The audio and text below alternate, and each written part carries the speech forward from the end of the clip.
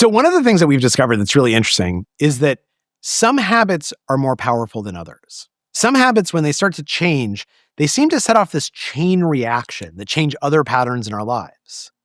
We've all experienced this before, right?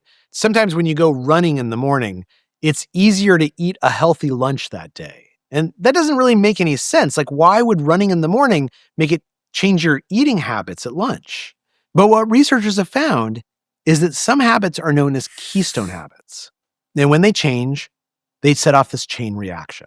So when you're feeling stuck and you're trying to figure out what's the keystone habit that's going to help get me unstuck, the most important question you can ask yourself is, what kind of change seems irrationally scary to you?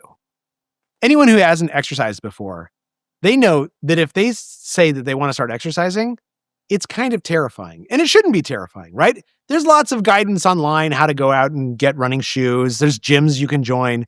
And yet, for someone who hasn't exercised, if you say, like, tomorrow morning we're going to go work out, all of a sudden they're going to get a little bit anxious. That irrational anxiety, that unexplained overreaction emotionally, that is a sign that for you, exercise will be a keystone habit.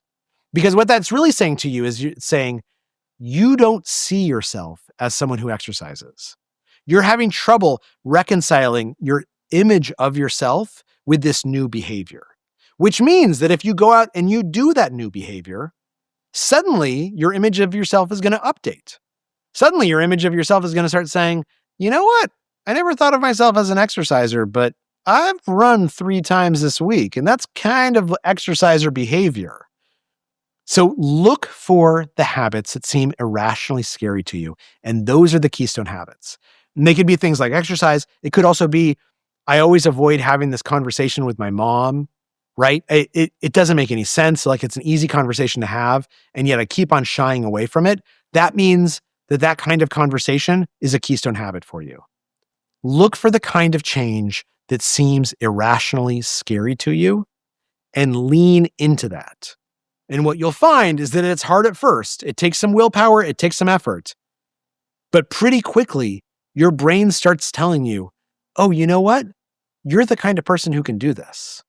You're the kind of person who exercises. You're the kind of person who can have tough conversations with your mom. You're the kind of person who doesn't procrastinate.